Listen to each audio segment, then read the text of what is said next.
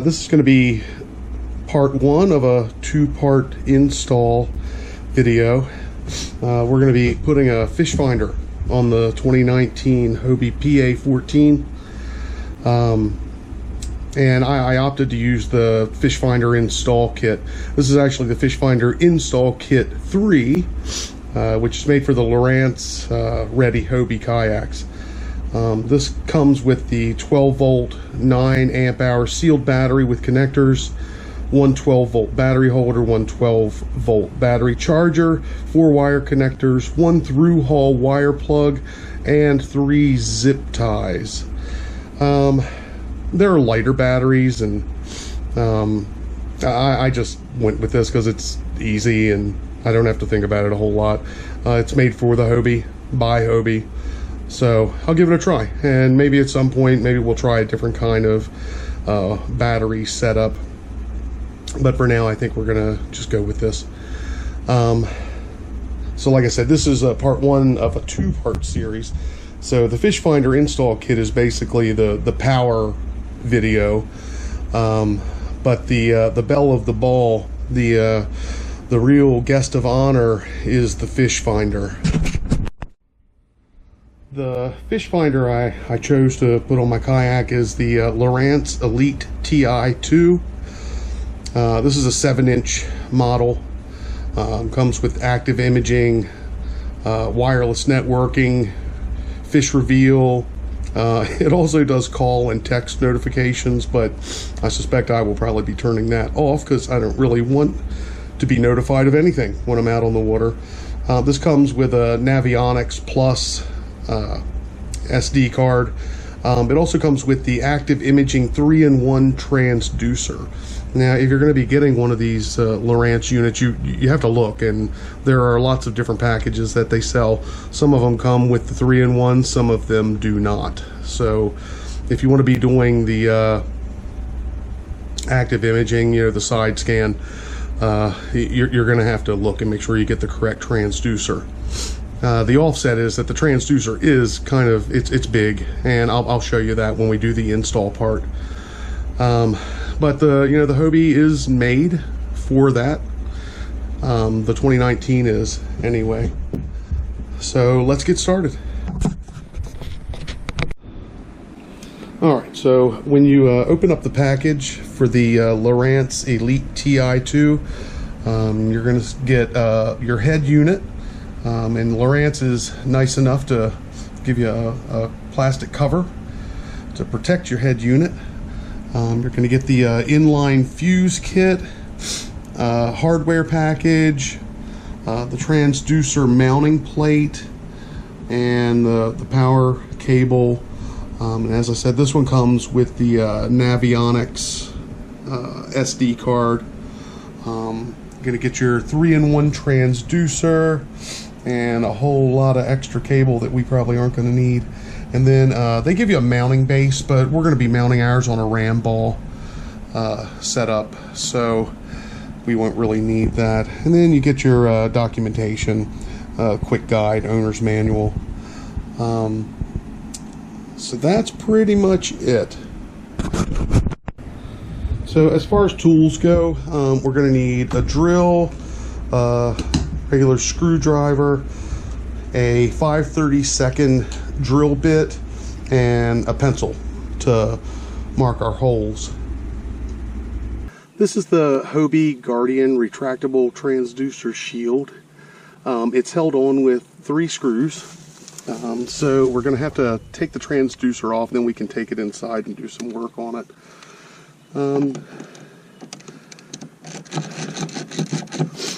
Real simple, don't lose your screws.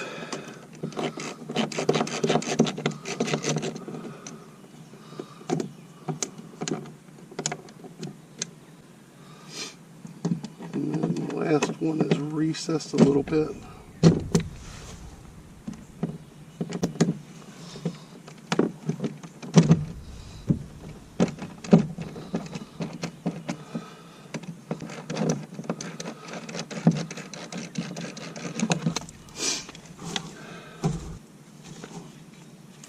So we're going to go ahead and we'll take the Guardian shield inside and we'll start setting this up.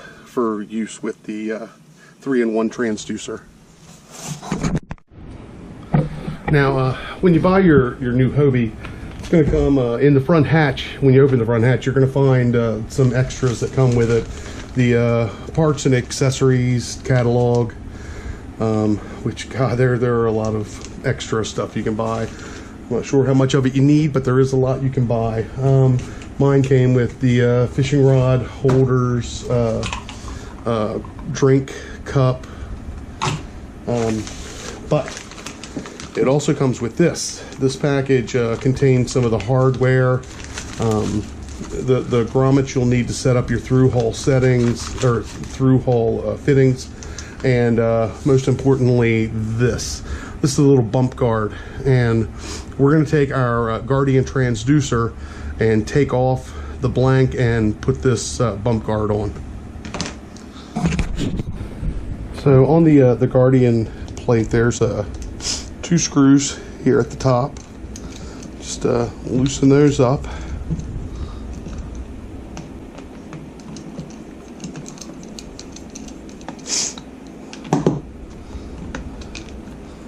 And the blank just falls right out of place.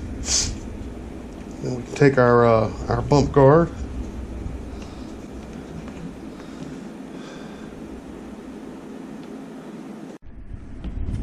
We're just going to take our bump guard and just put the screws right back where you just took them out. Just go till it's tight, don't over tighten it. It's just plastic holding the threads, so you don't want to strip it. And there we go, now our bump guard is in.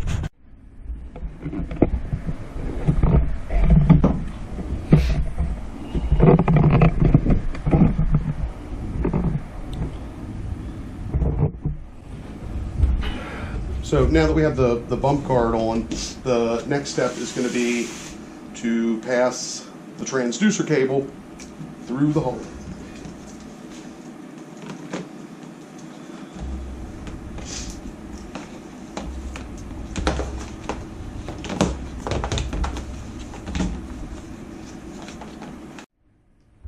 So with the wire passed through the Guardian, now we can start fitting our transducer.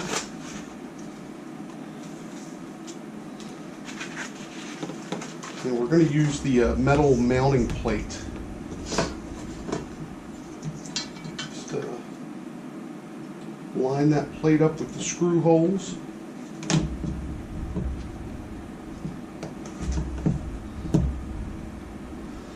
The metal mounting plate, I got it on backwards. The reason being the holes are all equidistant apart, so it doesn't matter which direction the holder is on.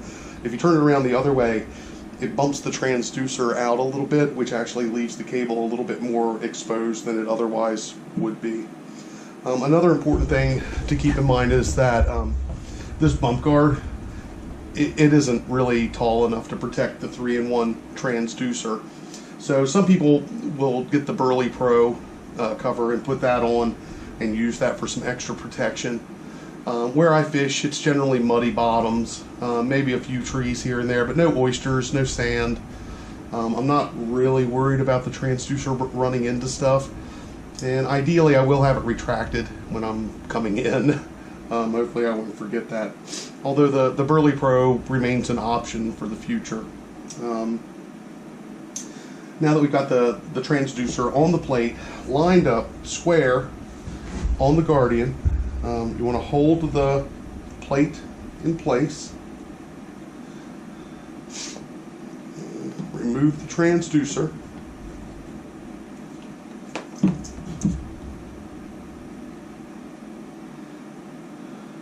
make sure you're nice and square, and then mark.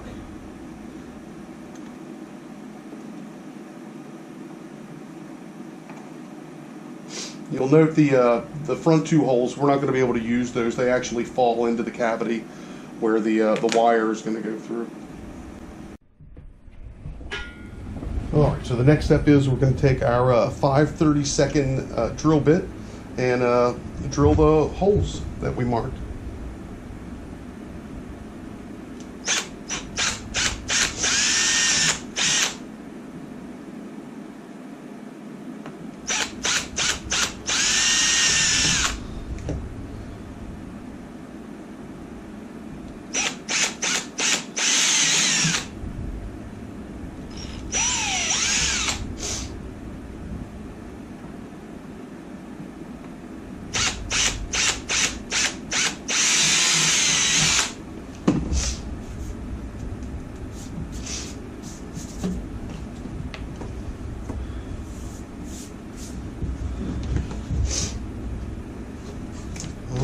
flip our transducer over, line up the holes, and use the hardware that was included in the Lowrance hardware package.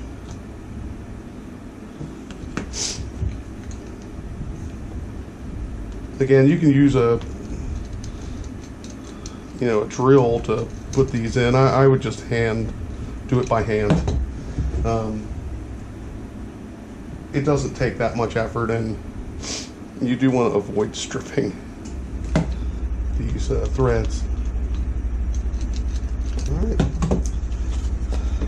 and there you go. Our transducer is mounted and ready for some side imaging action. Well, we're just about ready to go out and put the plate back on the kayak, but remember, the beauty of the Guardian system is that it's automatically retractable. If you run over something, it retracts itself. We have to activate that though, and we also have to set the carriage free so that we can manually pull it up when we are landing or launching. And the way we do that is there are 6 screws. 1, 2, 3, 4, 5, 6. When we take these 6 screws out, there are bungees that are attached to the cassette that allow it to ride up and down. So just remove these 6 screws.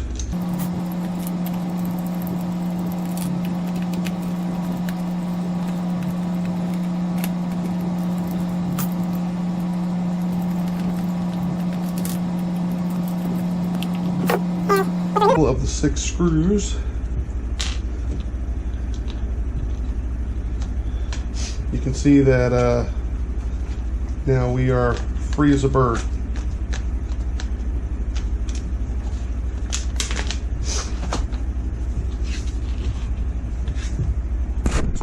Well, we have attached the transducer to the Guardian plate, and now we're just gonna have to pass our transducer cable through the hole in the bottom of the kayak.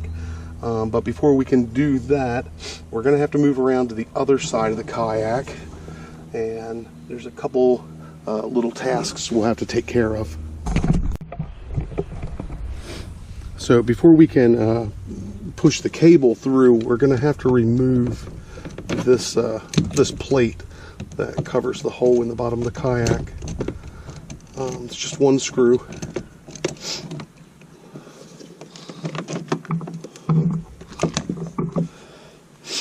And you'll notice on the bottom of the plate there's a pulley, and that pulley has a rope tied to it. This rope is what's going to attach to the Guardian and allow us to manually raise and lower it. So you want to untie your rope.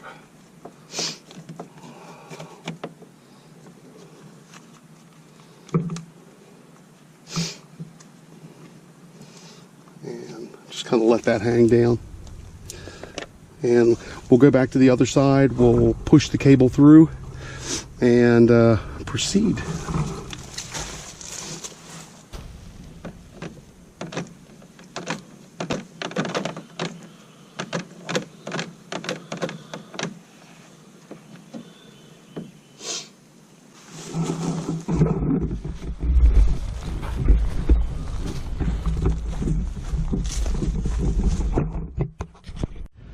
Well, we've gotten to the part of the video where I have to talk to you about something very serious. This is well, I'm a little bit ashamed to say it, but this is about men with big hands. I don't have the biggest hands in the world, but my hands are a little bit big. And we're getting ready to attach the transducer plate back to the the bottom of the kayak, but I've seen this done 2 ways.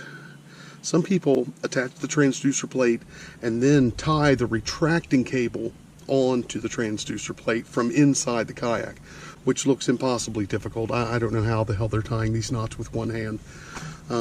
I've seen it done both ways, and the way I think I want to try it is I want to try to tie the transducer cable on to the transducer plate before I reinstall the transducer plate.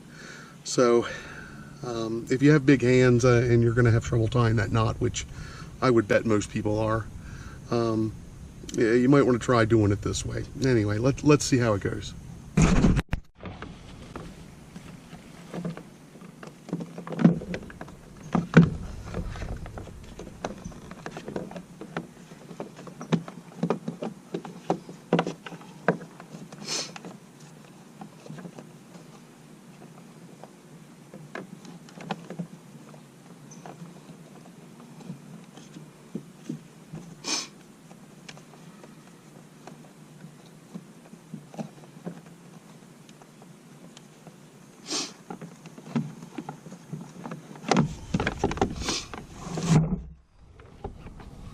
Alright, well, that's harder than it looks.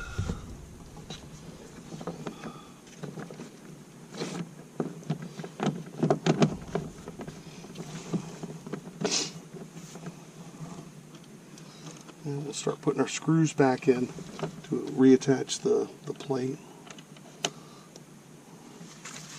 Just take your time here. These are brass inserts that we're screwing into. Take your time, don't strip the threads.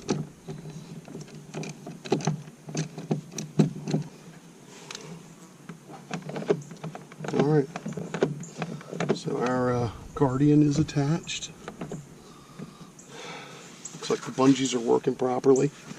So now we have to go inside and start feeding the transducer up towards the front of the boat.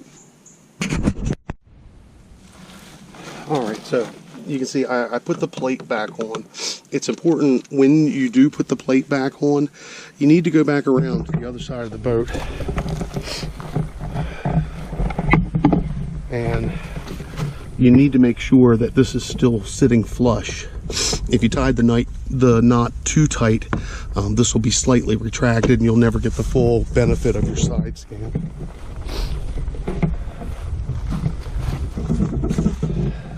So now that we've put the plate back on, now we need to take off this through hole fitting.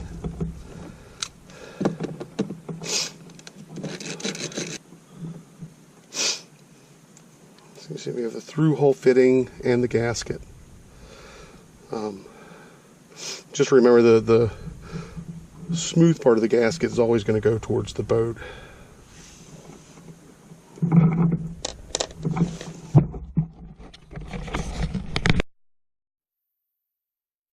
We took the through hole fitting off and the gasket, which I have here. So you have to remember that the flat side of the gasket is what's going to go up against the boat. So the cable has to pass through it. So yes, that transducer cable, that extremely long transducer cable, the grommet has to go all the way over it. So it's going to go, you want to push it through the non-flat side, the grooved side. And just work it down the transducer cable.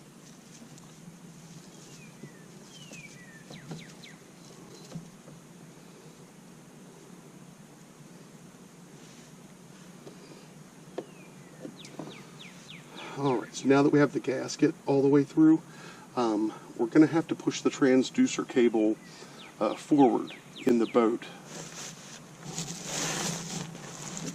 So the easiest way is just to take this hatch out. Alright, so with the gasket over the transducer cable, with the tackle management system out of the way, now we're just going to pass the transducer through.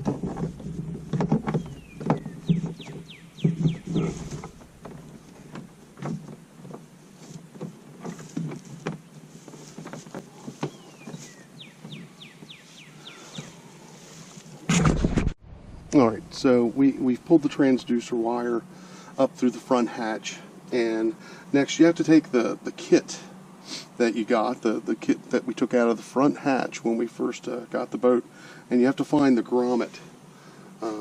These little plugs, these are just blanks, but you get a whole set of grommets. You have to find the grommet that fits the best around your transducer wire. You get a ton of them, so you're bound to be able to find one that's a real close match. So now we're just going to go ahead and, you can see I took one of the blanks out, and we're going to go ahead and just get our transducer wire plugged in. You can see it kind of plugs in like that. So once you get the grommet seated in the little cap, you can tighten down these screws. I didn't show you the whole thing because, quite frankly, it is a little bit of a wrestling match. But just wiggle it around and take your time, and you'll get it to a place where the gasket's fitting good.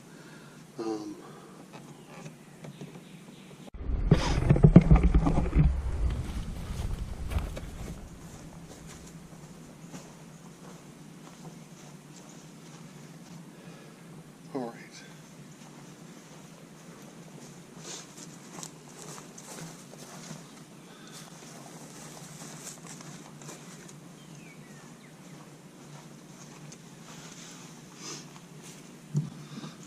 So now for this step, we're going to be moving the transducer cable up through the through hull fitting, and we're going to be putting the power cable through the through hull fitting as well.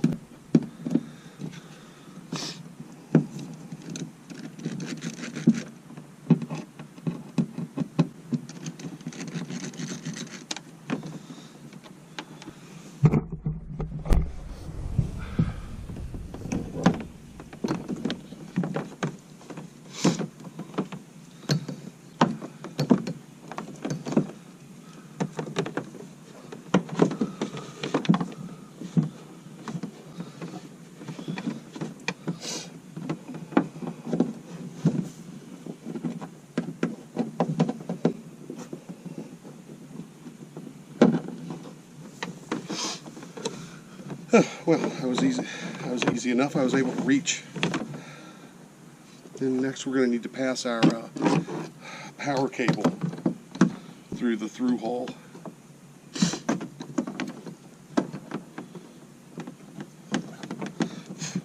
And again, our battery is going to be up towards the front of the boat, so just pull that up to the front.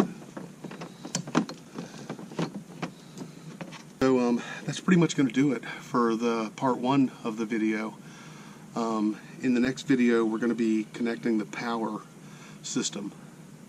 So make sure you come back for the next part of the video.